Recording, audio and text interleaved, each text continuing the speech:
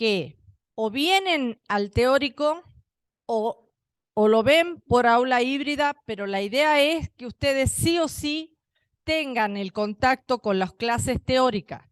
Porque repito lo que dije el otro día, hay algunos temas que los doy yo y no los ven en los prácticos, pero sí los tomo en el final y sí lo tomo en los parciales, porque es una materia larga y es una materia anual y hay muchos temas que no alcanzo a darlos yo durante el año o que no se pueden trabajar los prácticos, entonces eso hace que ustedes tengan que sí o sí revisar lo que yo doy en el teórico para que cuando tengan que hacer el parcial tengan la posibilidad de tener el material.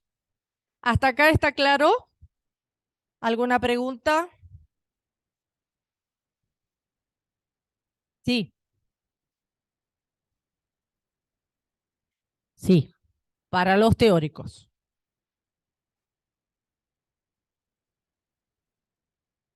¿Algo más? Sí.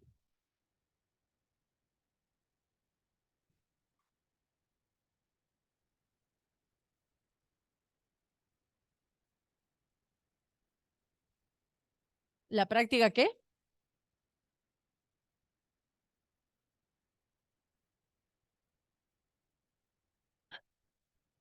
Depende del profesor. De todas maneras, van a tener práctico después de 2 clases recién. O sea, hoy es la primera, vamos a tener el otro lunes un teórico y después recién de esas 2 clases van a elegir la comisión en la que pueden incorporarse y a partir de allí recién van a saber si la profe que está en la comisión que ustedes eligieron hace o no hace paro en el contacto que tengan con ella. Yo ya no puedo decidir porque tenemos libertad de cátedra y libertad de agremiación y de hacer paro si queremos. ¿Se entiende esto? Esta semana hay paro. Yo, como ya había anunciado que hoy venía, he venido. Pero hay muchas ayudantes de primera, que son las profes, se adhieren a los paros. Y yo no las puedo obligar a que vengan, ni a que cumplan con la tarea, porque ellas tienen derecho a hacer paro, ¿no? Como cualquier ciudadano de este país. Sobre todo teniendo en cuenta la situación económica en la que estamos, ¿no? Y que nosotros no tiramos manteca al techo, digamos, no somos ricos los docentes universitarios. Tenemos sueldos bastante magros, por decirlo de alguna manera, ¿no? Entonces, cada uno tiene derecho a decidir qué quiere hacer. ¿Está claro esto? Entonces, esta clase y el lunes que viene recién van a tener en la otra semana, después de Semana Santa, digamos, recién van a tener los prácticos. Eso quiere decir que también allí va a estar habilitada el aula virtual para que ustedes se inscriban en las comisiones y a partir de inscribirse y tener contacto con la profe sabrán si ella hace paro o no hace paro. ¿Hasta acá me siguen? Bien. Sí, la definición.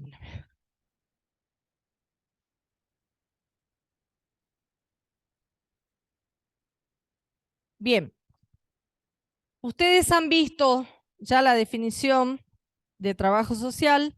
Vamos a revisarla hoy porque me decía los otros días una de las profes, profe, por favor, trabajemos la definición también con la idea de que ustedes sepan a qué se van a dedicar y cuáles son las áreas de incumbencia más comunes que tenemos los trabajadores sociales y las trabajadoras sociales, y eso les va a permitir también de pensar o repensar qué es lo que quieren hacer y si les interesa y esto, ¿no?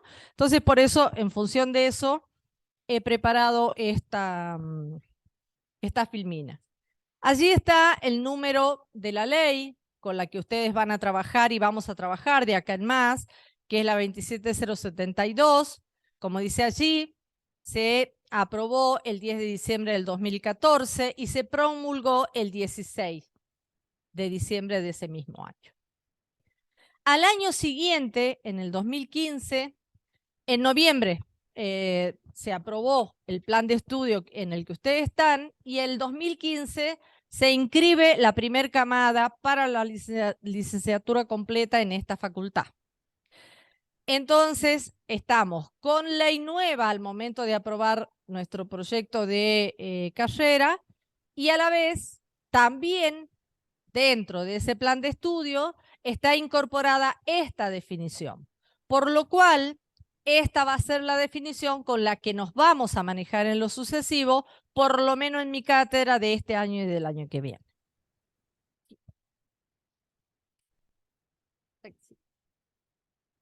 Bien, acá está la definición que ustedes ya han visto, ¿sí? ¿Quién la quiere leer? ¿Sí? ¿Alguien? Dale.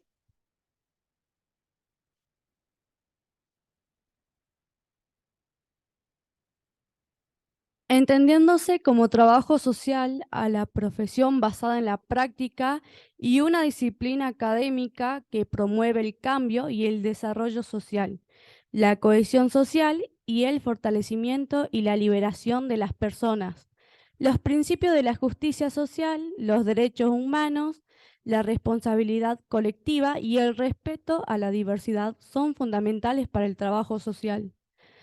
Respaldada por las teorías del trabajo social, las ciencias sociales, las humanidades y los conocimientos indígenas, el trabajo social involucra a las personas y estructuras para hacer frente a desafíos de la vida y aumentar el bienestar.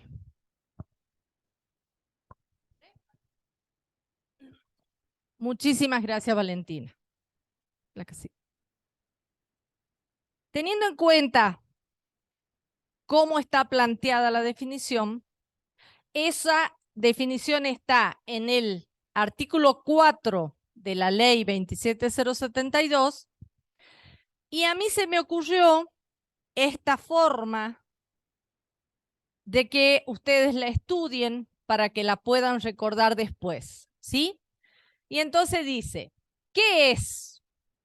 Es una profesión basada en la práctica y una disciplina académica, ¿sí? Lo que ustedes están por estudiar, entonces, es una profesión basada en la práctica y una académica. Primer paso. ¿Para qué? ¿Qué hacemos los trabajadores sociales? ¿Para qué hacemos eso? Para promover el cambio, el desarrollo social, la cohesión social y el fortalecimiento, y la liberación de las personas. ¿Hasta acá me siguen? Bien. ¿Qué son fundamentales para el trabajo social? Los principios de la justicia social, los derechos humanos, la responsabilidad colectiva y el respeto a la diversidad. Guay con esto. ¿Por qué? Porque nosotros justamente lo que estamos diciendo, que nos vamos a dedicar a defender la justicia social, a defender los derechos humanos, a defender la responsabilidad colectiva y a defender y a respetar por sobre todas las cosas la diversidad. ¿Sí? ¿Hasta acá? ¿Está? Bien. Pero siempre tenemos que pensar en qué nos respalda a nosotros, cuáles son nuestras bases epistémicas, diríamos nosotros. ¿Qué nos respalda entonces? La teoría del trabajo social, las ciencias sociales, las humanidades y los conocimientos indígenas. ¿Qué es importante decir acá? Que la disciplina del trabajo social es la única disciplina que tiene dentro de su definición y de su respaldo los conocimientos indígenas. Es muy importante que pensemos que lo que nuestros pueblos originarios nos dejaron están inmersos en lo que vamos a hacer cuando seamos trabajadores y trabajadoras sociales. ¿Me siguen? Por lo tanto, ¿cómo vamos a hacer eso? Vamos a involucrar a las personas y a las estructuras, y cuando hablo de estructuras estamos hablando de las estructuras del Estado, ¿sí? Y de las organizaciones sociales y de las organizaciones no gubernamentales, para hacer ¿qué? Frente a los desafíos de la vida y para aumentar el bienestar. Considero yo, y los años anteriores que lo hemos trabajado así, esto les permite a ustedes no olvidarse de ninguna parte de la definición. Como verán, está desglosada lo más que se puede para poder interpretarla y sentir, y más que sentir, y tener la posibilidad de no olvidarse de nada.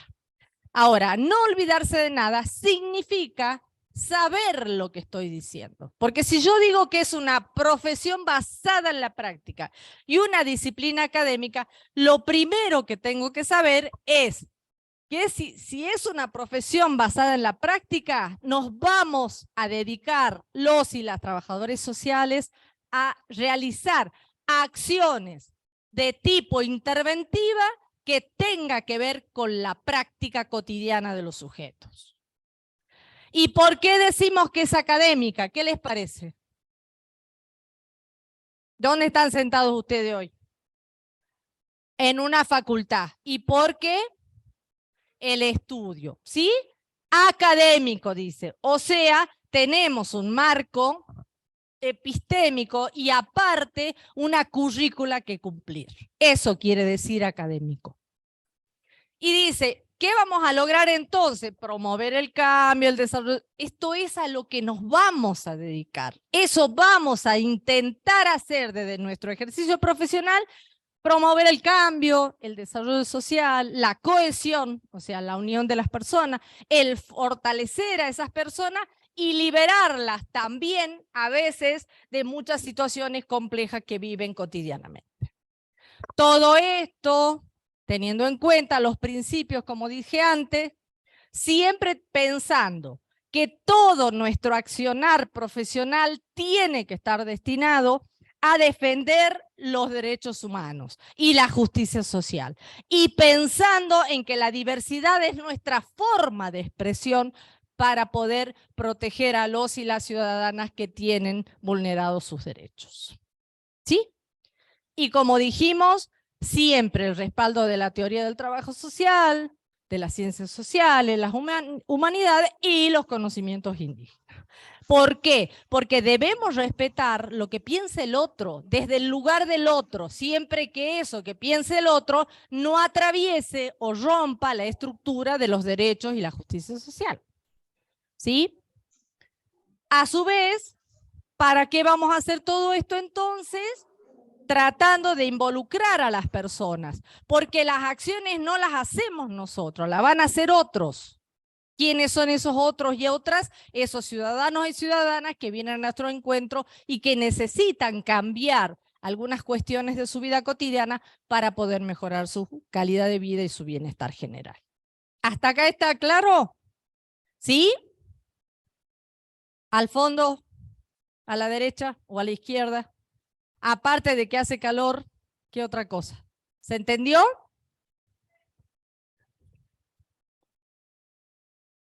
Bien.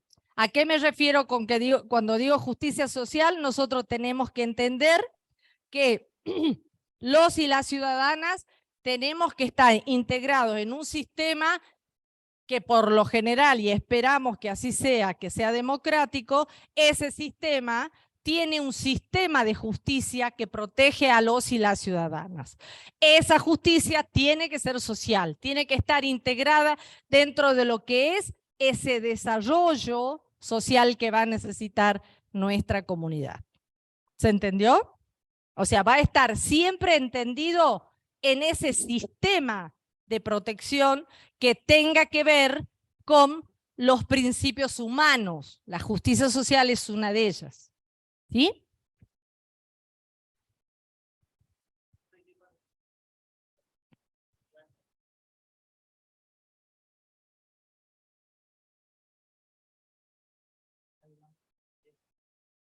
¿Cómo sería? A ver, dame un ejemplo. Sí. Y es medio raro que no esté dentro de eso. Digamos, se supone que lo que vamos a hacer respetar son los derechos de los y las ciudadanas. Ahora, no No se me ocurre ningún ejemplo que esté por fuera de eso. A ver, podemos entender que a lo mejor hay algunos ciudadanos que cometieron errores y que más tienen que ver con lo moral. Igualmente estaría dentro de lo que se espera que una sociedad haga para proteger a ese ciudadano. Allí, en el caso de los problemas morales o éticos, por decirlo de alguna manera, hay que orientar a los y las ciudadanas para que sean capaces de respetarlos. Pero, digamos, tengo muchos años de ejercicio profesional y no me ha pasado nunca que estar ante una situación que no esté contemplada dentro de la justicia. Puede haber, no lo discuto, pero por ejemplo, ahora se está discutiendo mucho el tema de las tierras de los pueblos originarios. Y a veces se deja de considerar los derechos de esos ciudadanos o ciudadanas porque no hicieron los reclamos en los tiempos y formas que exigía la ley del 94, por ejemplo. Bueno, allí habrá que pelear ese espacio para poder reivindicar esos derechos, pero acompañar esos procesos, porque nadie dice que nosotros lo vamos a resolver. No, nada más lejos que eso, ¿eh? No somos ni la Madre Teresa de Calcuta, ni Jesucristo, ni Mahoma, ni bueno, nada de eso, ¿no? Nosotros acompañamos procesos. Obviamente pueden pasar que haya injusticia, y sí, vos lo vivís, lo vivo yo, lo vivimos todos. Totalmente, sí, sí, sí. De hecho, están considerados como no argentinos, y bueno, toda esta discusión, ¿no? Pero bueno, sí, sí, sí, sí, entiendo lo que planteas, pero tiene que ver, ¿eh? Está bien, pero son ciudadanos, ¿eh? Y hay que respetarles los derechos. Que haya jueces que van a tomar café con el delincuente que vive allá, eso no escapa, digamos. ¿Es una injusticia? Sí lo es. ¿Y está fuera de la ley? Sí, pero ellos están fuera de la ley, los jueces. Y estos ciudadanos que van a tomar café con estos hombrecitos que firman los papeles porque reciben plata por debajo de la mesa. Ni vos ni yo lo vamos a resolver a eso. ¿Se entiende? Pero hay que acompañar esos procesos. Distinto sería que digan, a mí no me interesa la política y yo no me meto. Porque acá hay que hacer la aclaración también. Todos los que están acá, a partir de hoy, no pueden decir más que no les interesa la política. Nunca más. Como bien dije los otros días. ¿Por qué? Porque si estamos estudiando esto, nosotros vamos a ser aplicadores de políticas públicas. ¿Cómo vamos a decir que no nos interesa la política? Todos los actos de nuestra vida son políticos, todos. Entonces no podemos decir, no, yo vine a estudiar trabajo social, a mí no me interesa la política. No, es otra cosa eso, es otra cosa. ¿Se entiende esto? ¿Sí? Bien. La otra. ¿Hasta acá está claro? Obviamente durante los años vamos a ir profundizando esto, pero me parecía importante dejar aclaradas estas cosas, ¿viste? Bien, el trabajo social históricamente ha tenido áreas de intervención, o sea, lugares donde vamos a poder trabajar, de esto estoy hablando, y las más comunes son salud, educación, población indígena, ¿sí? Judicial, entre otras, ¿sí? Estas son las más comunes. Estas más nuevas, que ahora vamos a ver, ¿sí? Pero salud y judicial son las dos áreas más importantes del trabajo social desde su estatus profesional y fundacional. ¿Qué quiero decir esto? Con esto, que desde el día que se plantea esta profesión como una profesión, se empieza a repensar y se la plantea justamente desde lo judicial y desde lo de salud. ¿Por qué? Porque nuestra pionera importante, Mary Richmond, que se llama, ella trabajó en el área jurídica y trabajó en el área de salud. Y en ese momento se establecía como concepto lo paramédico y lo parajurídico, ¿sí? Entonces esas dos son las áreas más importantes de nuestros primeros momentos fundacionales. Los otros son más emergentes y son posteriores, sí. Por eso les puse este cuadrito que dice área tradicional, área potencial y área emergente. Que sí. Y acá les explico un poco qué son cada una. Dice, las áreas tradicionales se centran en la atención de necesidades esenciales para el hombre mediante, el manejo de manera predominante de referentes conceptuales y metodológicos tradicionales, como fue en su momento el caso del grupo y la comunidad, y en algunas instituciones con contenido empírico. Por lo cual, lo más común en esas áreas tradicionales son salud, como decíamos recién, vivienda, la jurídico-penitenciaria, educación y la asistencia social como aquel lugar a la que asistían los y las ciudadanas, y siguen asistiendo, a solicitar intervenciones profesionales, no ayuda. Repito lo que dije el otro día, ayudar a doña Rosa. Ustedes a partir de ahora no pueden utilizar el concepto de ayuda porque lo que vamos a hacer es intervenir, no ayudar. Vuelvo a repetir, voy y le toco a la puerta a la vecina, doña Rosa, usted tiene una taza de azúcar para darme, listo, está. Pero eso no es, eso es ayuda, pero no es intervención profesional, ¿sí? ¿Me siguen hasta acá? Bien. La que sigue. A su vez, estas áreas también, con el tiempo, aparecen lo que se conoce como las áreas potenciales, que son áreas nuevas y que van a estar abocadas, quiero decir, a problemas sociales que han estado latentes, sin embargo, no se ha abordado en toda su magnitud, lo que limita la trascendencia de la práctica profesional. La empresarial, la promoción social y el urbanismo. Estas tres áreas son áreas que son potencialmente a trabajar. De hecho, tenemos trabajadores y trabajadoras sociales que están trabajando en empresas, en promoción social y últimamente se han dedicado a trabajar muchos colegas que tienen que ver con el que vimos antes, que es el de vivienda, para ver la cuestión del urbanismo. Si nosotros nos tuviéramos que remontar a nuestra historia, y lo vamos a ver cuando veamos nuestros pioneros, muchos de ellos se han dedicado al tema del urbanismo en su momento, pero no se ha hecho de manera importante para enfocar estas áreas. Por eso las trabajamos como potencial. Sí.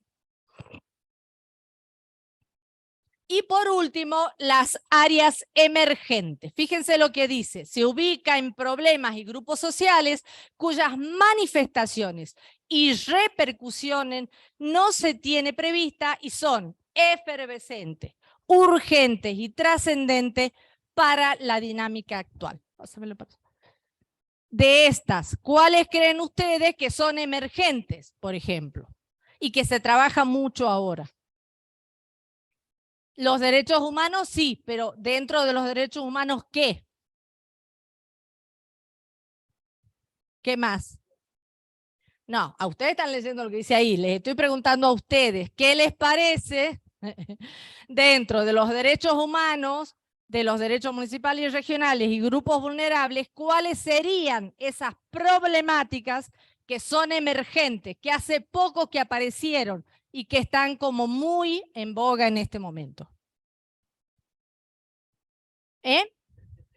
Violencia de género, drogadicción, abuso infantil,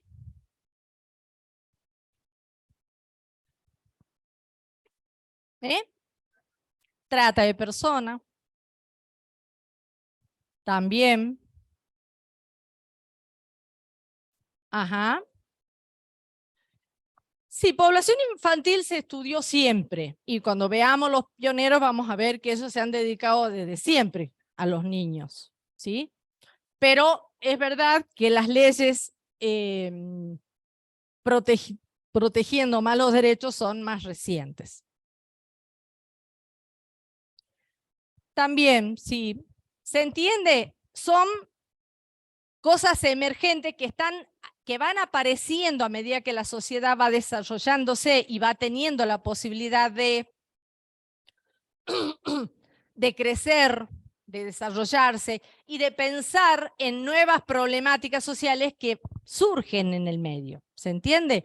En el área de desarrollo municipal y regional, por ejemplo, estos últimos años se ha trabajado bastante y tenemos muchos colegas trabajando en municipio. Y en los grupos vulnerables, bueno, ni hablar. Los derechos humanos, digamos, como son nuestra base, nuestros principios, debieran ser lo más importante en ese sentido, pero tiene que ver básicamente con qué de esos derechos humanos vamos a trabajar y tiene un poco que ver con todo esto que ustedes han mencionado, ¿sí? Pero son más nuevos, ¿sí?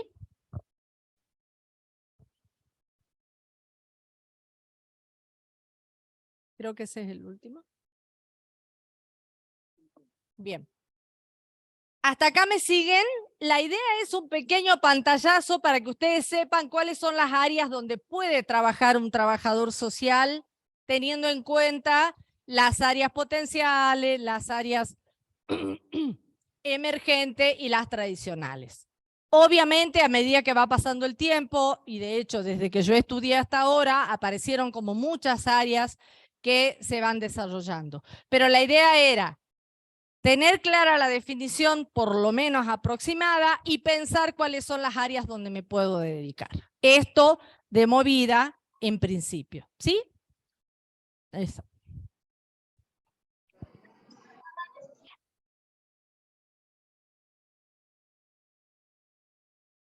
Me dice el Franco. Nada, Franco. No aparece. Me abandono, yo no traje el mío por eso. Bien, vamos entonces a empezar a ver, no creo que todo, pero sí vamos a ver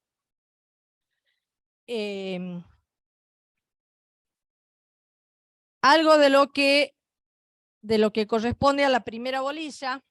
Sí, vamos a tener tiempo, como para ir pensando en cuáles son los temas que vamos a trabajar. Los otros días yo les había puesto los temas. Ahí está. El eje temático 1 entonces es así: la asistencia social, condiciones sociales y modos de intervención. ¿Ven que acá no dice modo de ayuda? Modo de intervención hasta la profesionalización. O sea, ¿qué vamos a ver? Todos nuestros antecedentes hasta el siglo XIX, cuando surge nuestra profesión como disciplina académica. Acá están todos los temas, no los voy a leer ahora, pero son los que vamos a ver en este primer eje temático, ¿sí? Como verán, dice contexto histórico, vamos a ver cómo fue la acción social en Europa, en América Latina, qué pasó con las revoluciones burguesas, así que si tienen textos de historia empiecen a mirarlos, qué pasó con el movimiento obrero y así, ¿sí? Cuáles son nuestros antecedentes epistemológicos o filosóficos. Y vamos a ver hasta llegar a las escuelas de servicio social y visitadoras de higiene y los antecedentes de la sociedad de beneficencia en Jujuy, porque todavía hoy tenemos algunos antecedentes de ese momento. Bien, lo primero que vamos a hacer entonces es empezar a definir algunos términos. Los términos que nos interesan conocer son varios, entre ellos ¿no? ¿Qué es una acción? Siempre una acción es un comportamiento, y ese comportamiento es intencional. Yo busco hacerlo, por eso es intencional, ¿sí? Y para eso se hace o se obra en función de esa actividad intencional que voy a hacer. Pero siempre tiene un objetivo. Y como bien decíamos antes, puede ser político, puede ser social, puede ser cultural, puede ser económico, ¿sí? Entonces, repito, acción es un comportamiento intencional que supone hacer u obrar. Esto tiene un efecto, un resultado para lograr ese objetivo, siempre teniendo en cuenta que puede ser político, social, cultural y económico. Esta es una definición de Anderek, ¿sí? Que es un diccionario. Por lo cual decimos, en la historia de la humanidad, ya te estaba extrañando, dije, hoy prometió mate, pero no llegó el compañero. Acá llegó. Bien, él es Franco Massari, va a ser nuestro adscripto durante el transcurso del año y los va a acompañar a ustedes. No va a estudiar por ustedes, les aclaro de entrada. Y él es el que se encarga de mis mates, no de los mates. No, claro. Vamos a traer uno grande así con 300 bombillas. Bien, a lo largo de la historia, como les decía recién, se han realizado acciones sociales en el mundo. Estas con la intención de dar respuestas a las situaciones o los problemas que puedan haber tenido los sujetos en los distintos momentos de la historia. Siempre la población ha tenido necesidades históricamente y cada momento histórico ha resuelto de una manera esa necesidad. Ahora, esa acción social se ha consolidado y se ha recreado oportunamente a partir del siglo XIX con el surgimiento de nuestra disciplina. Repito lo que decía antes, la acción social no es una función solamente del trabajador social y no es una acción que solamente desarrollamos los trabajadores sociales. Hay muchos movimientos sociales que realizan acciones sociales permanentemente y no por eso dejan de ser acciones sociales. Lo que sí estoy diciendo es que se tecnifica o se transforma en una disciplina y en una profesión a partir del siglo XIX.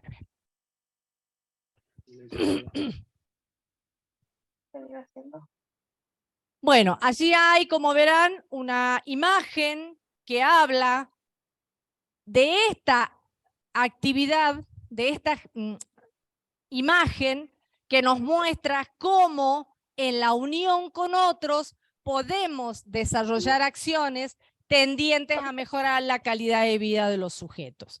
Y estas dos manos, así planteadas, son de alguna manera un... ¿Qué pasó? De alguna manera la representación que se ha utilizado por muchos años del trabajo social, ¿sí?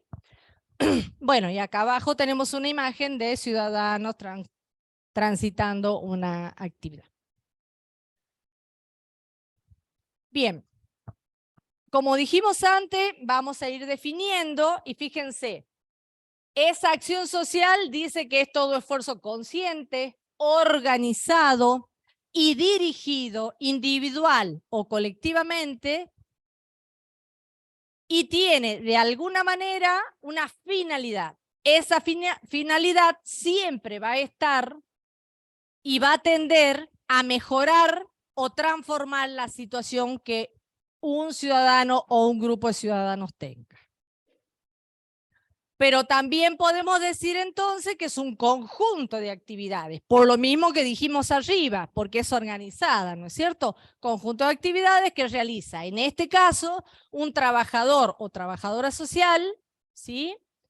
O los mismos ciudadanos, como dije hace rato, para influir sobre personas, grupos y comunidades con un fin determinado, o sea, alcanzar algunos resultados. Esta acción, ¿sí?, es una visión en el mundo que nos sirve para qué, como marco de referencia para ese quehacer, pero siempre va a estar encaminado con un fin concreto. Esa acción tiene que tener un fin concreto. ¿Por qué? Porque yo la voy a hacer consciente, la voy a hacer organizada y la voy a dirigir a un individuo o a un grupo dependiendo del tipo de intervención que pueda plantear. Bueno, acá les he puesto algunos ejemplos de cómo se ha venido definiendo históricamente la acción social. Una cosa que me olvidé decirles al principio es digamos, que esta clase va a quedar grabada y ustedes la van a poder escuchar y van a poder ver el Power en este Zoom, así es, ¿no? Que les hemos repartido recién. Bueno, fíjense, Max Weber, ¿sí? La define y dice que es una acción en donde los sentidos mentados por un sujeto o sujetos están referidos a una conducta de otro, orientándose para esta. ¿Para qué? Para desarrollar alguna acción en un grupo o en la sociedad, ¿sí? Y siempre va a dar cuenta de relaciones intersubjetivas de los individuos, porque no es que vamos a accionar, esta acción social no es tendiente a mejorar los bloques o las paredes, es tendiente a mejorar esas relaciones intersubjetivas que establecemos con los o las ciudadanas tendientes a mejorar sus condiciones de vida. Por eso hay una relación intersubjetiva que va a potenciar esa capacidad del otro, ¿sí? En tanto y en cuanto hagamos las cosas medianamente bien, digamos, ¿no? Porque tampoco creemos que resolvemos todo, ¿sí? Sí. La que sigue. Bien.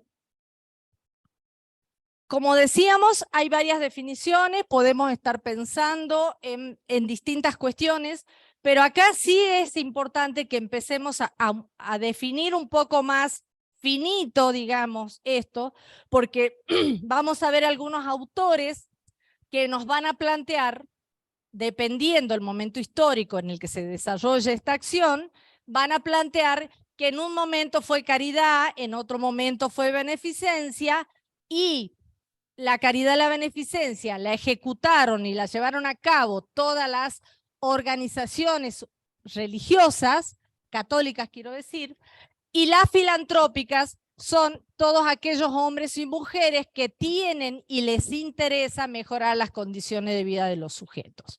Estas dos maneras de mirar las cosas nos vienen a dar este eslogan que está acá abajo, que dice hacer el bien por el bien mismo, ¿sí? Pero siempre pensando que hay un grupo que puede hacerlo por caridad o beneficencia, como se trató en su momento de la limosna, por ejemplo, y no así la filantropía, porque en la filantropía hay ciudadanos de carne y hueso que van a realizar acciones tendientes a mejorarle la vida a los sujetos. Por ejemplo, ya lo vamos a ver más detalladamente, pero aquellos ciudadanos que, póngale en esta matea, por decirles una cosa de ahora, junta plata para algo, digamos, ¿no? ¿Qué hay en el medio? No lo sé, desconozco, pero digo, él hace una acción filantrópica porque recauda fondos, aparece un niño que necesita una no sé qué y junta dinero, ¿sí? Esa sería una acción filantrópica. Supuestamente, y quiero creer en él, no hay otra acción por detrás, ¿sí? Pero no así cuando hay limosna, cuando el cura recoge la limosna o cuando las iglesias evangélicas recogen el diezmo. Hay una diferencia, ¿no? Cabe aclarar. La diferencia es que el diezmo es para el pastor, digamos, y pase alguna que otra cosa. En el caso de la iglesia también. ¿Sí? Pero se entiende lo que digo, hay una diferencia. Dirán, no, bueno, pero señorita, ¿qué se está tirando en contra? No, no me estoy tirando en contra de nadie. Lo que estoy diciendo es lo que se ve, lo que está a la vista. Sí. Ni hablar. Sí, ahí los tenemos todos haciendo campaña, dándole besito a todo el mundo, después se limpian la cara, ¿viste? Así. Pero ese es otro tema. O antes se limpia la cara, claro.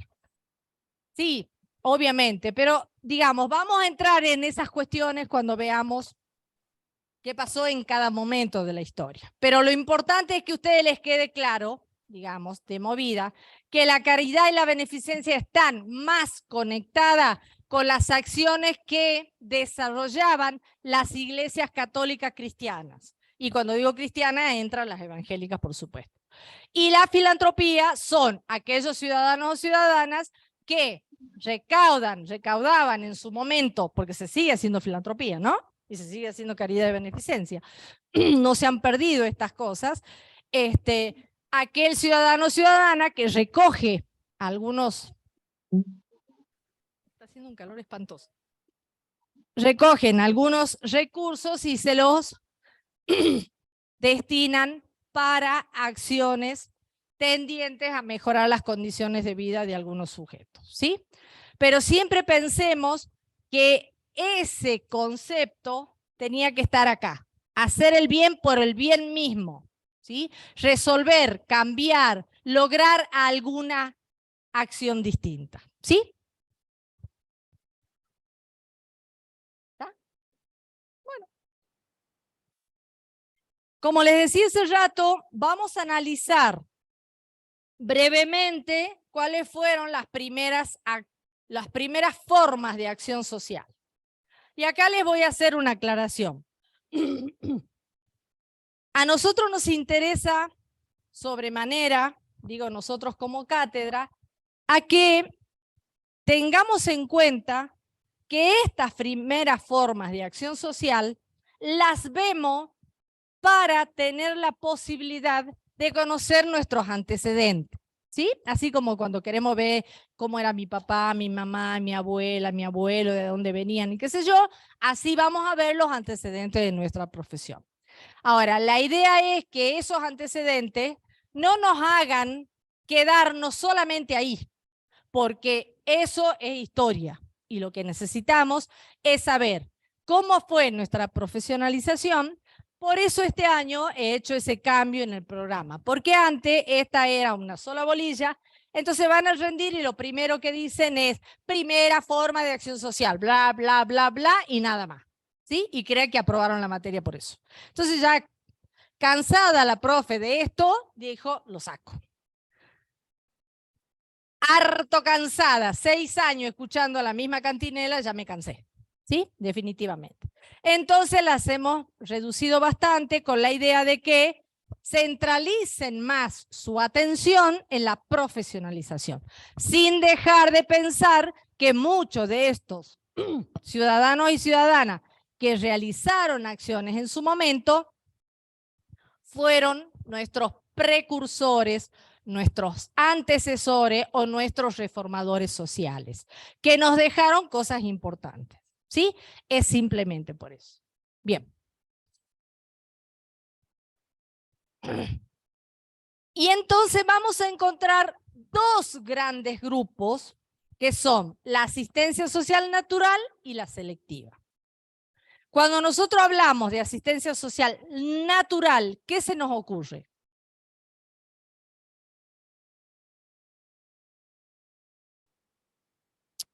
No escucho. Más fuerte.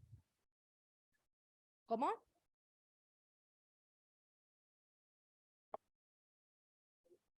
Uh-huh. Sí, puede ser. A ver, ¿qué más?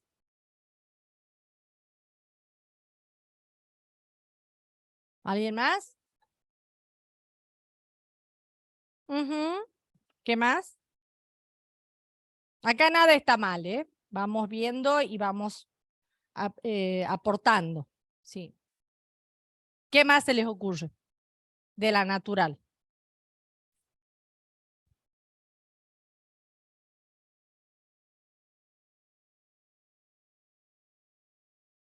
Acá está más dirigida, les doy alguna otra pista, más dirigida a nuestros antecedentes. ¿A qué pasó allá lejos y hace tiempo? Cuando yo digo natural, ¿qué se me ocurre que pasaba con nuestros pueblos originarios, por ejemplo? ¿Había redistribución o qué hacían?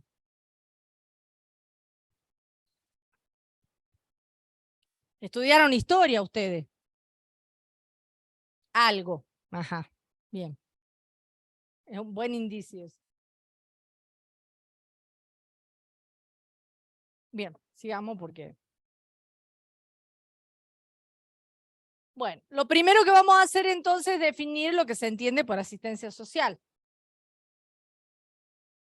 Dice, hace referencia al conjunto de actividades gubernamentales o particulares con la finalidad de prestar ayuda a grupos, individuos necesitados.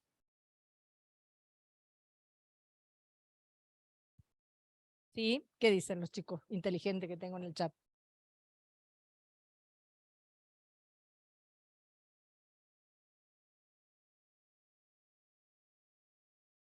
Muy bien.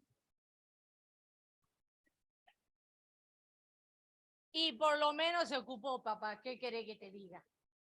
Ustedes ni eso. Bueno, no desmerezca lo que hace un compañero. Por lo menos aportó algo. Acá, nada más que ella. Sigamos. Está todo bien, no hay problema. Estamos todos aprendiendo. Va, ustedes están aprendiendo. Yo esto ya, digamos que no sé. ¿Cómo les explico? Bien. Fíjense lo que dice de la asistencia social natural. A ver, ¿quién lee?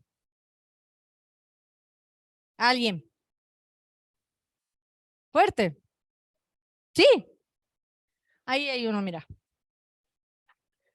Se constituye por necesidad de la vida comunitaria en las comunidades primitivas.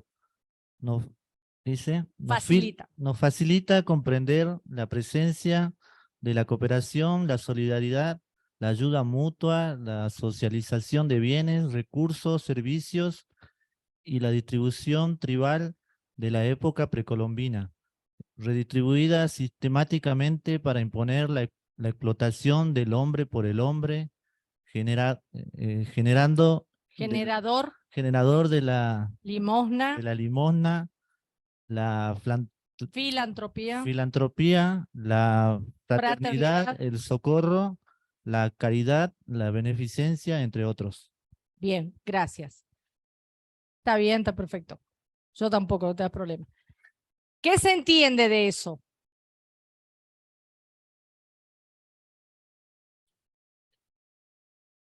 Bien, la ayuda mutua.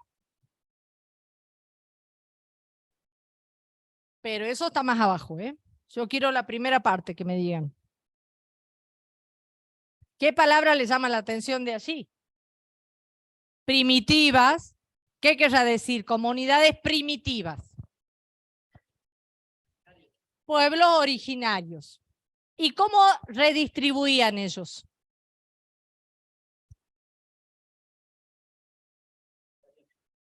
Así es, comunitariamente, sí.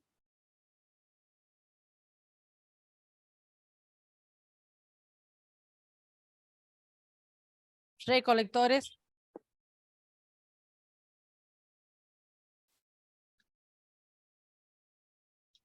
¿Y qué hacían con lo que recogían? ¿Para quién? Bien, así es.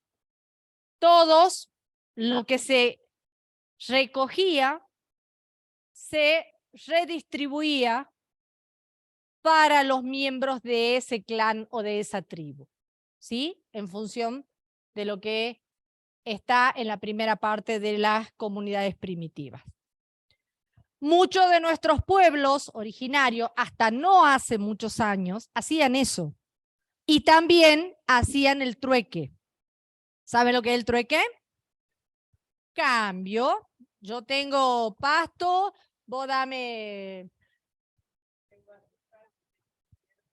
intercambio, ¿sí? Inclusive las zonas altas con las zonas bajas, digamos, todo lo que había en las zonas altas, como por ejemplo el ganado, se traía, se distribuía, se intercambiaba con las zonas bajas, entonces ahí podías encontrar azúcar, hierba, arroz, y en las zonas altas carnes, pastos, ¿no?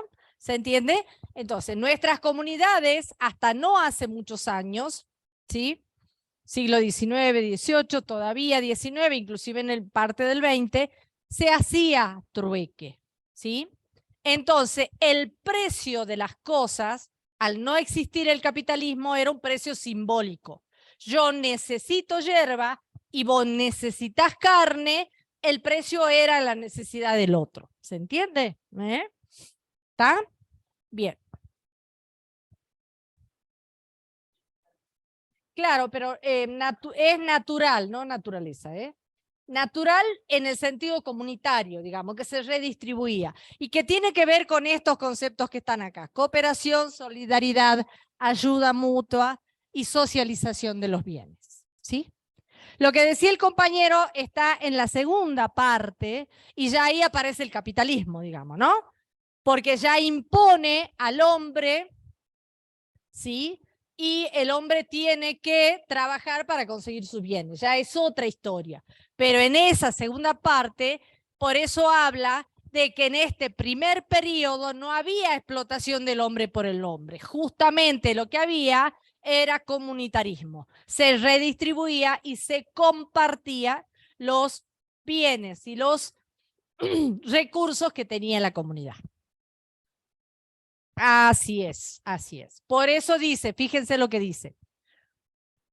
Tribales de la época precolombina, destruida sistemáticamente para imponer la explotación del hombre por el hombre. Pero eso se destruyó. Eso es lo que nos está diciendo. Bien, ¿hasta acá me siguen? Y aparece entonces, con esa destrucción, la limosna, la filantropía, la fraternidad, el socorro, la caridad y la beneficencia. ¿Sí? En la segunda parte, claro. Claro, que vamos a ver. Inclusive antes del capitalismo, ¿no? Ya lo vamos a ver. Pero sí empieza un proceso hacia el capitalismo. Sí.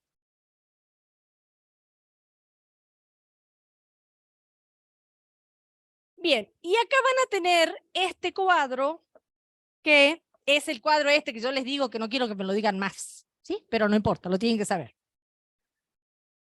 Porque si no se quedan acá y no estudian nada más. Por eso le puse un paquetito de cada cosa. Nada más que para que sepan que existían.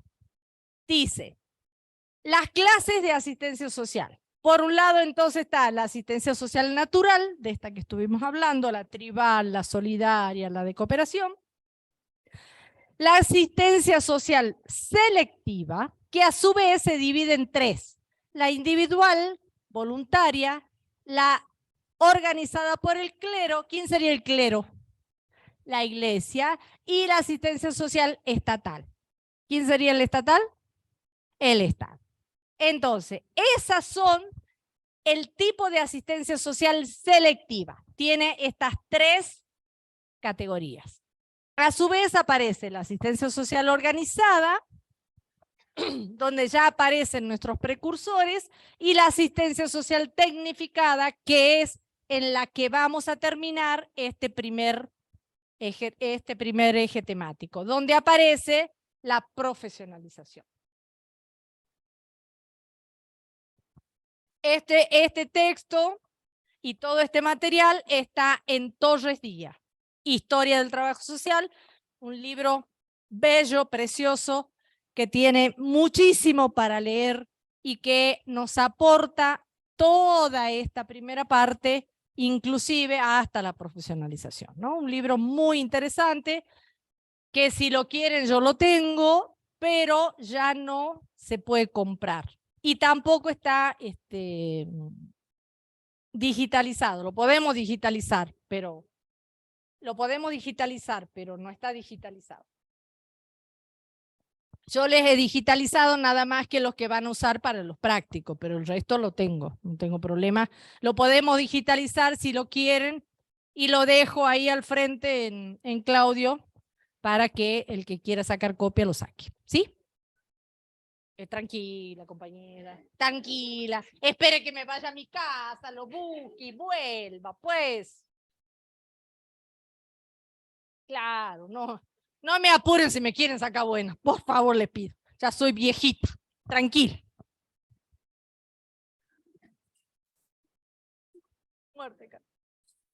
Muerte de calor. Bueno, fíjense, en este texto también van a encontrar los objetivos, ¿sí?, de esa asistencia social. Dice, es que todos los integrantes de una sociedad, esto que les decía hace rato, el objetivo es que gocen de los mismos derechos y oportunidades, van a estar dirigidos siempre a los más desfavorecidos y su trabajo se orienta a todos los individuos que puedan satisfacer sus necesidades básicas, ¿sí?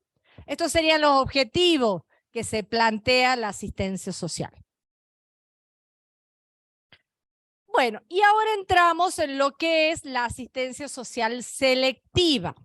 Fíjense, La asistencia social selectiva dice, primero que nada, es la sociogestión asistencial. ¿Qué quiere decir eso?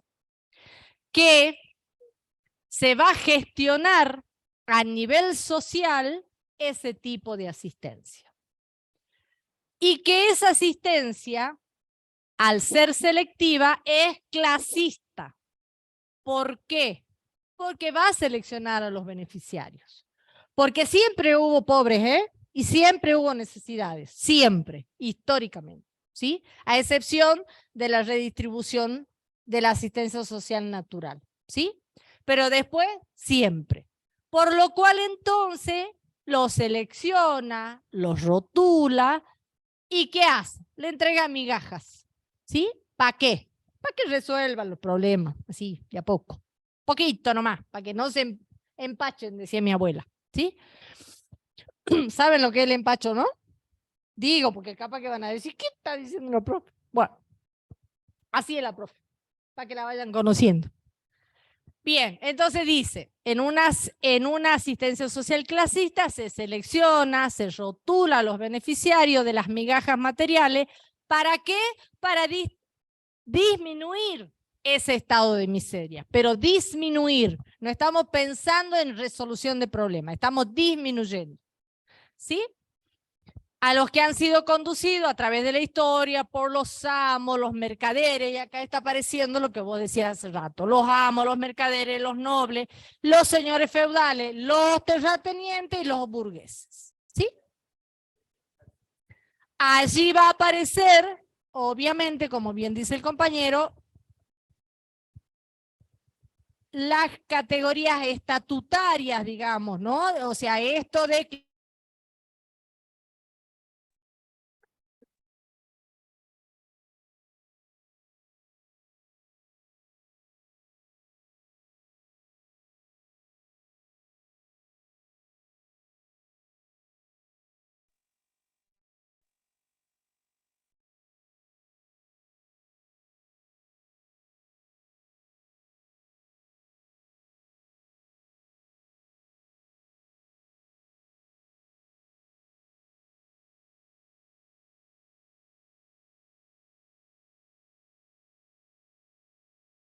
más económicas. ¿Cuál? La propiedad privada sobre los medios de producción, generando ¿qué? La explotación masiva de la fuerza de trabajo humano, que convierte ¿a qué? A la sociedad en un semillero multiplicador de necesidades sociales insatisfechas y una multifacética armazón de problemas y conflictos estructurales.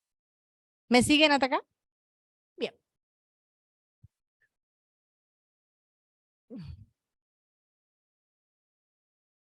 Pero como siempre, las sociedades se han dedicado a pensar de qué manera resolvían esas carencias y esas situaciones. Y esas pueden ser de distinto tipo. Una de ellas eran las represivas. Otras, las reformistas, las populistas, las asistencialistas para mantener el poder clasista. ¿Me pueden dar un ejemplo de represivas? Asistencia social represiva, ¿no? Guay con lo que me dice. Corte de ruta. El que dice que no, dé otro ejemplo. Claro. No, dicen, ¿viste? Bueno, digan. Ajá. Paros.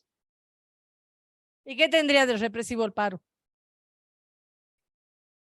Cuando sale alguien con un palo a pegarle. Pero eso, bueno, pero eso no es que sea represiva.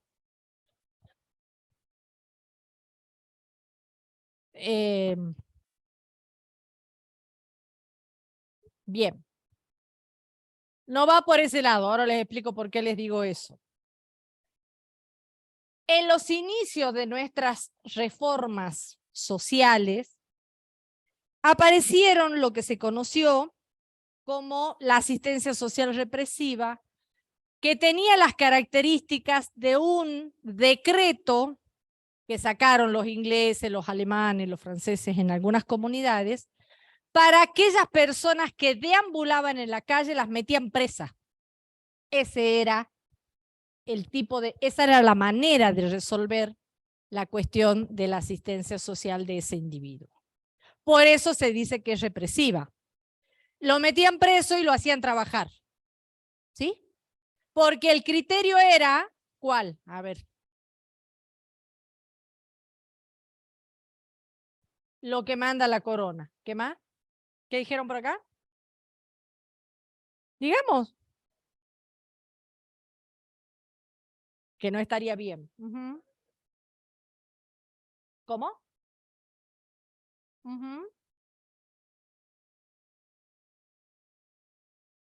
Con ese discursito los planes de ahora serían financiar la pobreza, ¿no? No te estoy diciendo a vos, estoy diciendo en ese sentido, ¿no? ¿Qué más? Allá atrás parece que se han ido todos o se han dormido. Sí.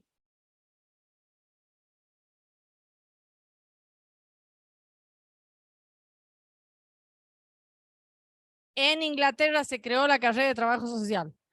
Las primeras escuelas son europeas, pero no precisamente inglesas. Pero sí hay, digamos, después vamos a ver en los estados modernos cómo surge, ¿no? Pero vos decís porque los ingleses eran buenitos y han buscado quien se ocupe de los pobres o de los vagabundos. No, no, yo te estoy haciendo...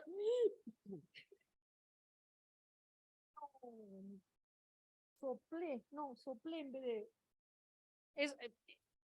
Tiene razón él, me ha hecho que me queme para que no me burle de él, ¿viste? Eso es para hablarle a los ingleses. Los ingleses son así, tengan cuidado, ¿eh? Por eso nos han sacado las Malvinas, mire, de maldito que son. Bueno, no, está bien, me retracto y digo, hay algunas organizaciones que se crearon en Inglaterra, hay otras en Alemania, pero no es precisamente el surgimiento del trabajo social, sino el surgimiento de lo que conocemos como los antecesores del trabajo social, ¿sí? Pero sí hay en Inglaterra y hay en Alemania. Ay, Dios, no, sí tengo con qué secar. Me quemé más que otra cosa, mira. Porque ese mate está que pega. Ay, Dios. Bueno, perdón. Bien. Denme un ejemplo de las reformistas.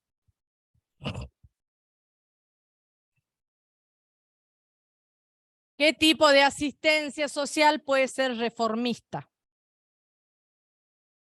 Ajá. Ajá.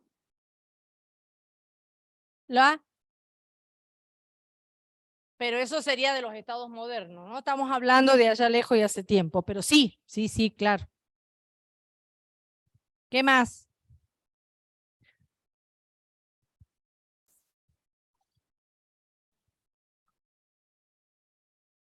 ¿Cómo? Ajá.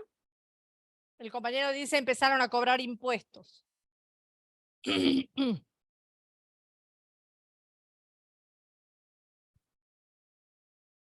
Sí, tiene más que ver con las leyes y con las ordenanzas y con las reformas legales que se hicieron en algún momento con la idea de mejorar las condiciones de vida de los sujetos, ¿no?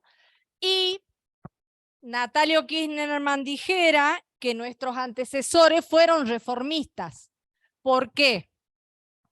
Porque propusieron reformas tendientes a mejorar las condiciones de vida, ¿sí? A eso se refiere cuando habla de reformistas, ¿no? Y populistas, ¿cuáles podrían ser las asistencias sociales populistas? ¿Cuáles?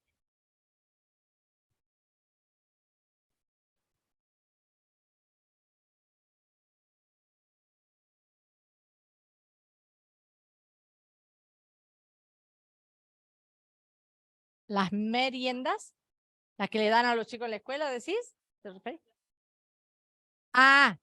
Los merenderos en tal caso. Bien.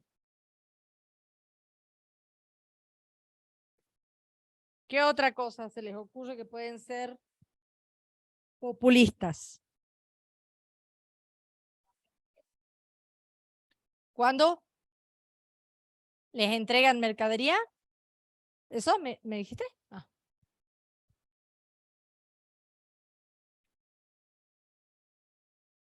Bien. Lo que vamos a buscar, porque sí, te escucho.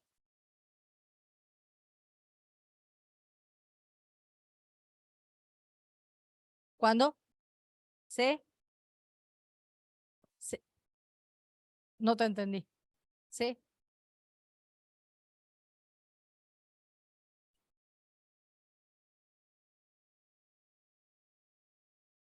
Se aprovechan de las necesidades.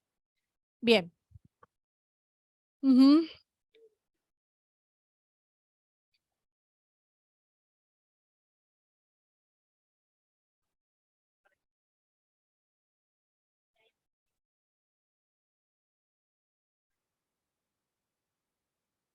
Bien. Todo lo que ustedes han dicho puede estar en el consciente colectivo integrado como populismo, pero no es eso. El populismo es otra cosa. Vamos a ver incluso el estado de bienestar o estado populista. Y ese estado nunca pensó en regalarle cosas a la gente. ¿Sí? Keynes, su fundador, nunca pensó que había que darle cosas a los pobres, jamás, digamos, ¿no?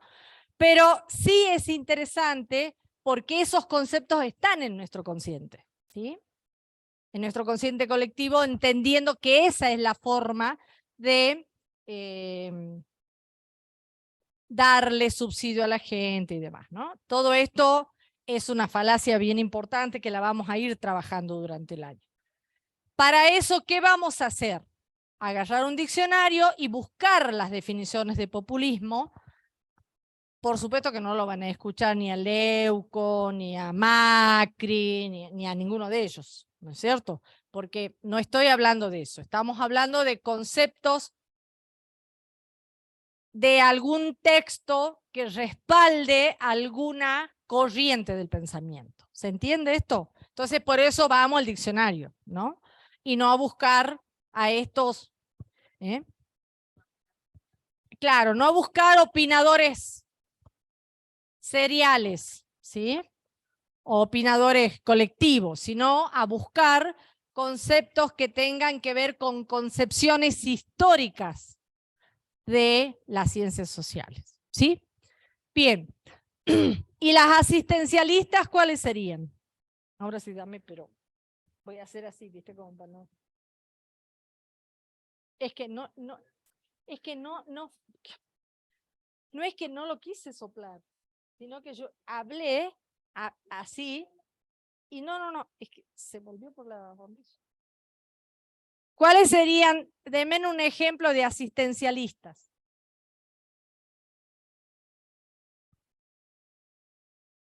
¿Cuál es? ¿Cómo? ¿Eh? No entiendo. No entiendo.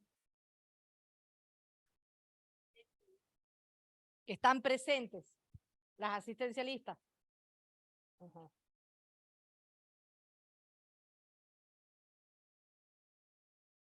Las ayudas económicas. Los subsidios. Los planes. Yo estoy repitiendo lo que ustedes dicen para que lo de atrás escuchen.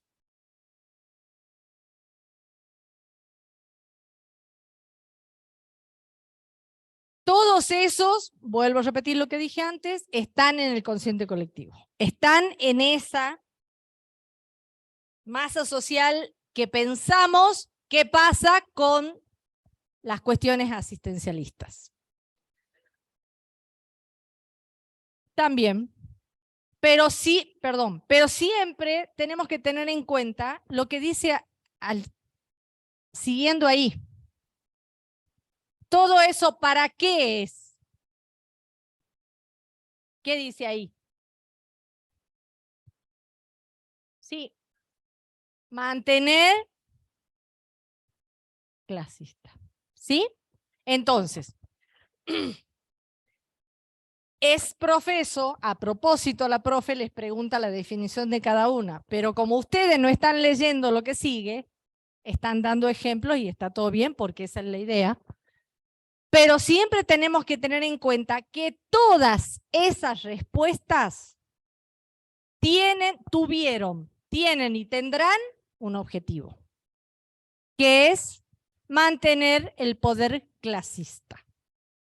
¿Qué quiere decir eso? Mantener el statu quo y que la gente se quede tranquila por un ratito, por un momento, que le calme el hambre, que le calme la ansiedad.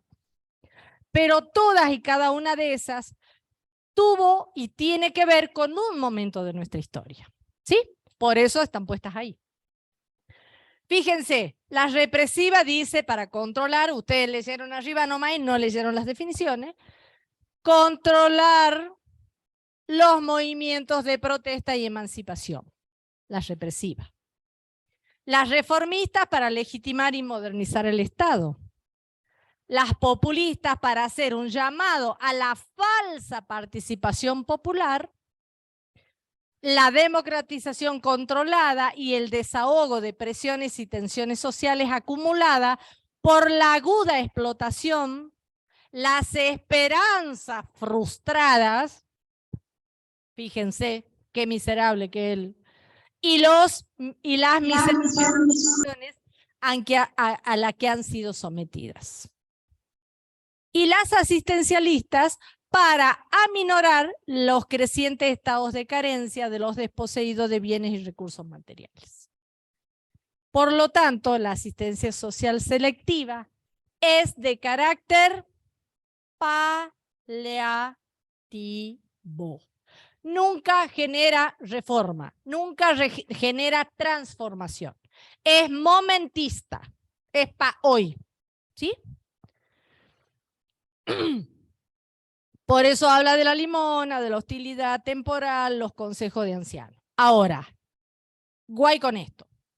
No es lo mismo decir políticas populares que políticas populistas, ¿sí?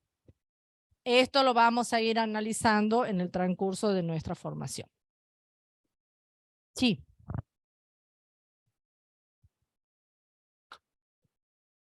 Por lo tanto, dice que la asistencia social selectiva se transforma en dádivas materiales que suministra la clase dominante por intermedio de programas caritativos, filantrópicos, promocionales y preventivos de carácter paliativo.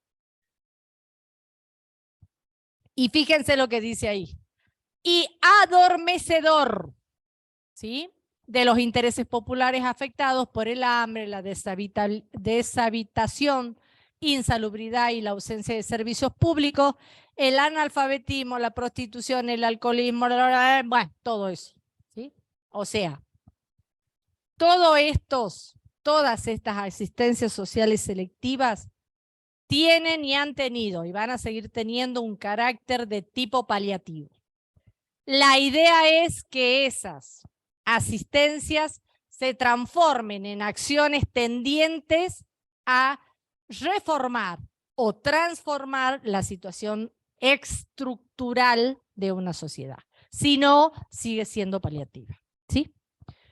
Que lo vamos a ir viendo. Dice, con el objeto de guardar la apariencia, los benefactores se desarrollan 3 tipos de asistencia. La individual voluntaria, la organizada por el clero y la estatal, como decíamos hace rato.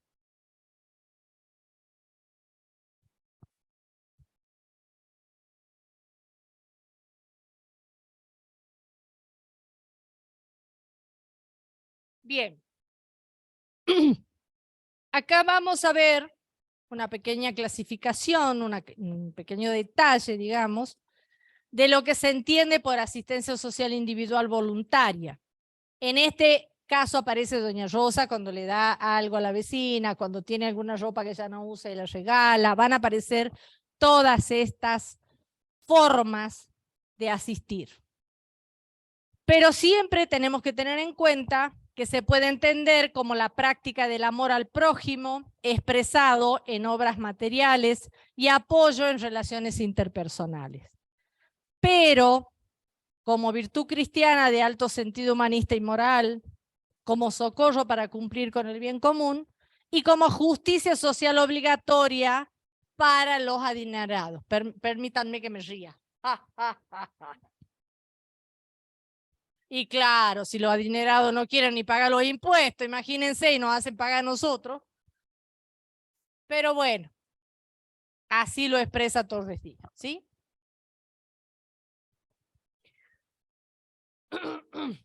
En el caso de la asistencia social organizada por el clero o algunos sectores, acá vamos a ver, y lo vamos a ver más detallado, que van a surgir, ¿sí?, como una actividad tendiente a realizarla por estas organizaciones, que en muchos casos eran individuales y también colectivas, pero que sobre todo tienen que ver con asistir al que no tiene que comer ese día, a algo momentáneo siempre, y por eso estas van a estar dadas a través de los conventos, los monasterios y las cofradías, las cofradías son una forma de conventos dependiendo de los países, y los monasterios también, algunos ingleses, otros franceses y otros alemanes, y que de alguna manera estos ciudadanos y ciudadanas se reunían desde algunas iglesias y asistían a los ancianos, a los enfermos, a los huérfanos, a las viudas, a los desterrados, ¿sí?, y a los perseguidos. Siempre tratando de protegerlos, de socorrerlos y de suministrarles ayudas materiales y espirituales que ellos requerían. Y acá aparece nuevamente la limosna como fuerte aporte, y aparece que el pobre era pobre porque quería ser pobre, ¿sí? Y estos son los conceptos que sostuvo la Iglesia y que sigue sosteniendo, ¿no?, hasta el día de hoy, de que el pobre es pobre porque quiere, ¿no? Y en realidad lo vamos a ir viendo, pero esto no es así. Tiene que ver con la estructura del Estado y tiene que ver con la estructura en general. Entonces, no es que los pobres sean pobres porque quieren. Hay estos ricos que se guardan la platita y que no pagan los impuestos, y hay muchas otras situaciones que hacen que los ciudadanos puedan estar en estas condiciones, como el alcoholismo, la drogadicción, bueno, y una serie de cuestiones, ¿no? Y una serie de problemáticas sociales que vamos a ir analizando. Sí, y aparece la estatal. Entonces dijimos la individual, la del clero o de algunas organizaciones, y la tercera la estatal. En el caso del Estado, es una obligación del Estado, ¿sí? Sobre todo los estados modernos, ¿sí? Porque están obligados a prestar servicios personales o colectivos individuales a la población. ¿Y estos a través de qué se van a dar? Hoy, y desde el Estado moderno para acá, se va a dar a través de las políticas sociales, que van a hacer ¿qué cosa? Transformar en códigos, en leyes, en decretos, en resoluciones, en ordenanzas, con la idea de que los y las ciudadanas que tienen vulnerados determinados derechos puedan acceder a ellos.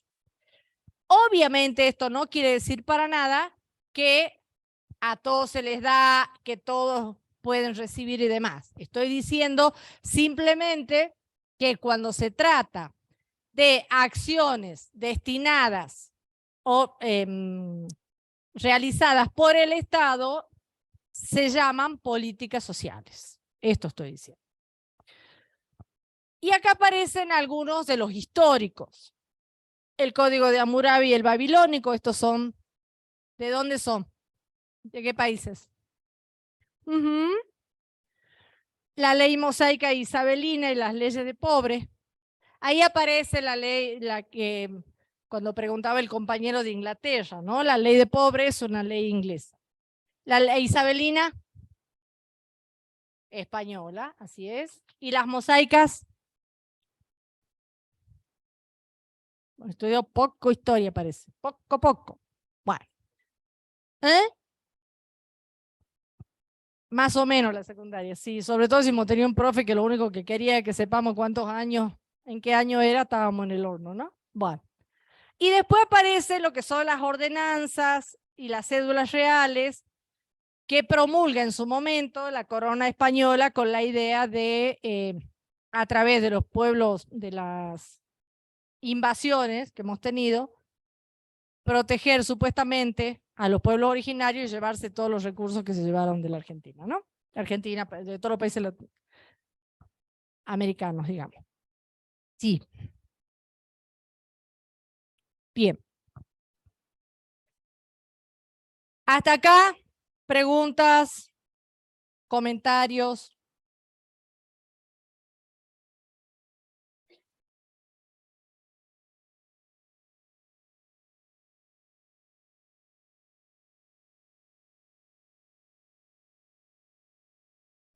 Pete. ¿Algún comentario, alguna cosa, algo que les haya sugerido, les haya parecido de esta primera parte?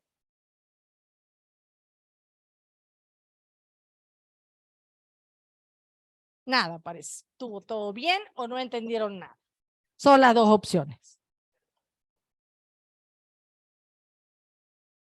Bien. Esto es una parte introductoria que van a ver un texto de Torres Díaz que habla sobre todas estas cuestiones y van a poder ampliar todo esto y van a poder ver allí quiénes son los precursores, ¿no? Como San Vicente Paúl, Tomás Chalmers, bueno, no me voy a acordar de muchos ahora, pero bueno, la idea es que ustedes tengan la posibilidad de conocer qué hicieron estos ciudadanos y ciudadanas y qué le aportaron a la disciplina en su momento, pero que sobre todo tiene que ver con que esos son nuestros antecedentes, son las primeras acciones, la primera acción social que se desarrolló son estas que vimos hasta ahora. La idea también es que puedan sí o sí ir leyendo, que la próxima, ¿podés ir hasta el final de este porque ahí está la bibliografía? Sí. En ese último Power, al final creo que está. ¿Ah? ¿Sí? Allí está. Sí.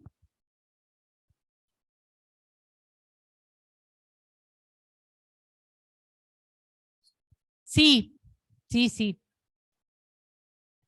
Lo que pasa es que en ese momento también, sí, estaba por un lado el clero, pero también podía haber organizaciones sociales que lo hicieron, o sea, hoy diríamos organizaciones sociales, pero sí, era una forma de brindar servicios, ¿no? De brindar asistencia, no servicios, asistencia. Sí. Bien, allí están, por ejemplo, los textos con los que trabajamos esta primera parte. Esta primera parte, sobre todo, es Torres Díaz, ¿sí? Que es esto que les decía hace rato, Jorge Torres Díaz, colombiano él, que hizo un trabajo espectacular y compiló en un texto todo esto que les estaba dando recién. Anderek tiene un libro, Anderek está el diccionario, donde saqué las definiciones estas de acción social que les di, y a la John Norberto, Barrey y Casineri también tienen un texto que se llama así ABC del Trabajo Social Latinoamericano, pero que tiene la primera parte de ese texto donde menciona estas cosas que hemos venido viendo. Ahora, pero sobre todo entonces yo voy a traer para dejar en la fotocopiadora el libro de Torres Díaz. Sí.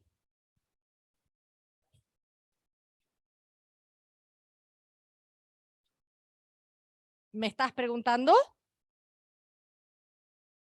No tengo idea.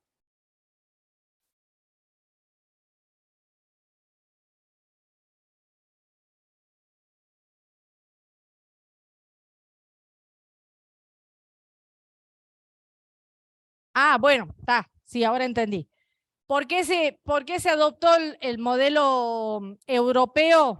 Porque hasta la reconceptualización, la gran mayoría de la bibliografía y de y la aplicación de este tipo de prestaciones, sobre todo en Estados Unidos y después bajo América Latina, tienen que ver con las prestaciones que realizaban sobre todo los europeos. Sí, es verdad, Natalio lo dice en un encuentro. Sí, sí, sí.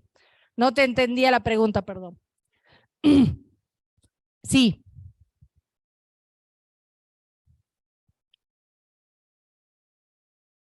A ver, nosotros estamos preparando el dossier. ¿Qué quiere decir? La cartilla que van a tener. Ahí va a estar parte del libro de Torres Díaz. Yo aparte lo voy a traer, ese ya está digitalizado, el que nosotros decimos que queremos que lea ya está digitalizado dentro del dossier. Cuando lo tengan al dossier, que esperemos que sea dentro de poco, lo estamos terminando de trabajar, allí tienen parte del libro de Torres Díaz, que es esta primera parte que les digo, ¿sí? No así la segunda, porque es reconceptualización, que es la segunda parte del texto. Nosotros lo trabajamos de otros autores, que también está lindo allí, pero me interesan más trabajar con autores más modernos, ¿no? Todo va a estar dentro del dossier, lo obligatorio, y lo complementario vamos a ir dejando los libros para que los digitalicen y los busquen al frente. El que sí está ya en el frente en Claudio es Natalio Kirchnerman. Ese Pensar el Trabajo Social, que ese libro lo vamos a usar completo. Si lo quieren sacar, ese sí lo pueden encargar al frente. Ese ya está y tiene algunas de estas primeras cosas que vimos. Sí. Pensar el Trabajo Social, Natalio Kirchnerman. ¿Cómo? De Claudio, la de frente. Sí, yo la verdad que tengo confianza con ellos porque yo llevo mis libros, porque no hay... Entonces traigo mi libro, lo dejo, él saca la copia y les va vendiendo en función de lo que necesita. Bien. ¿Hasta acá estamos? ¿Sí?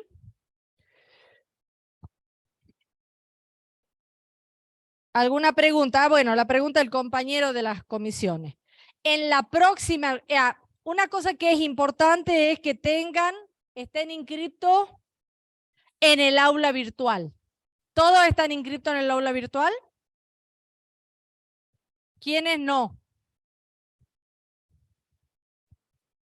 Bien.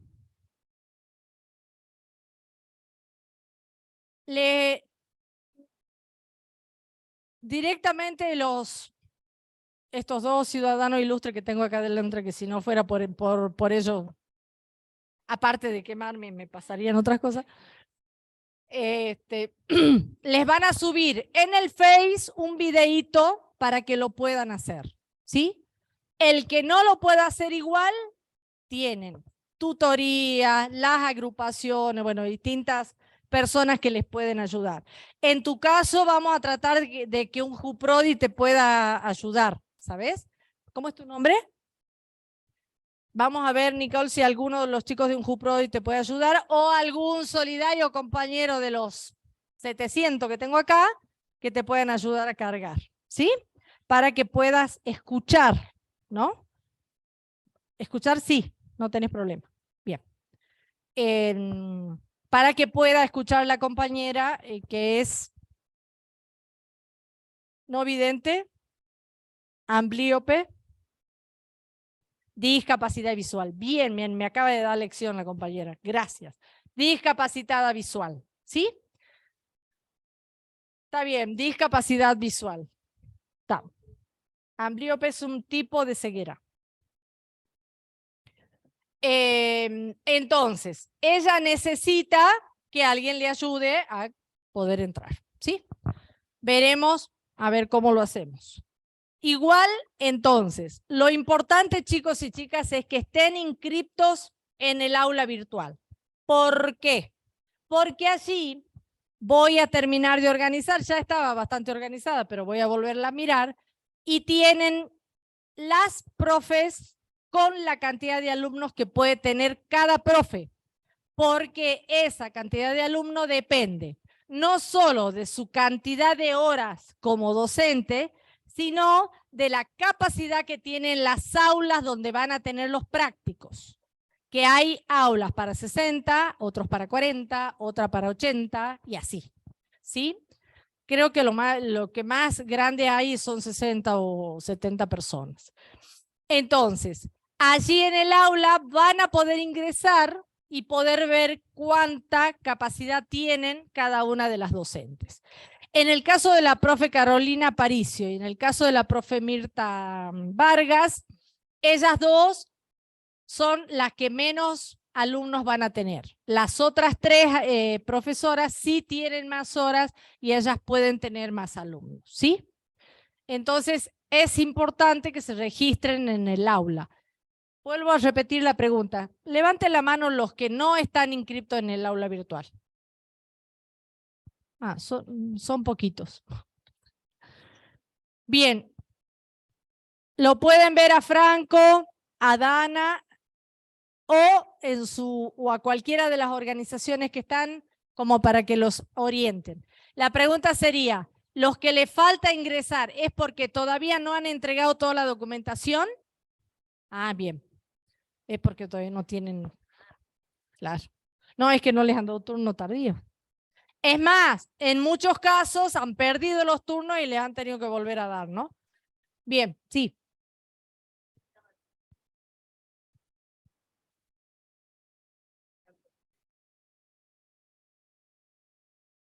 Sí, claro, claro. Son las profes que las comisiones prácticas. Yo doy los teóricos y ellas dan las comisiones prácticas. Sí. Sí, con las comisiones va a ser presencial.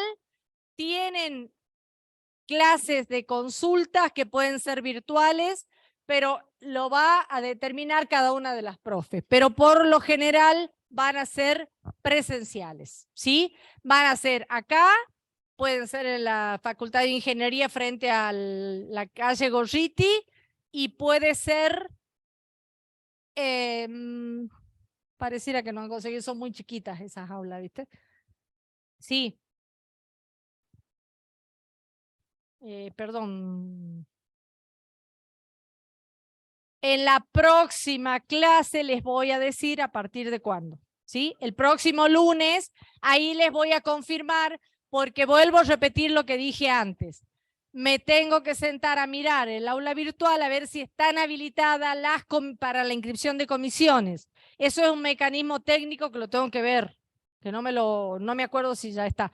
¿Y por qué se están yendo si todavía no he dicho hasta luego? Digo, ¿no? De pronto, me parece. Bueno, está bien, vayan nomás. Buenas tardes, nos vemos el lunes que viene. Adiós, hasta luego.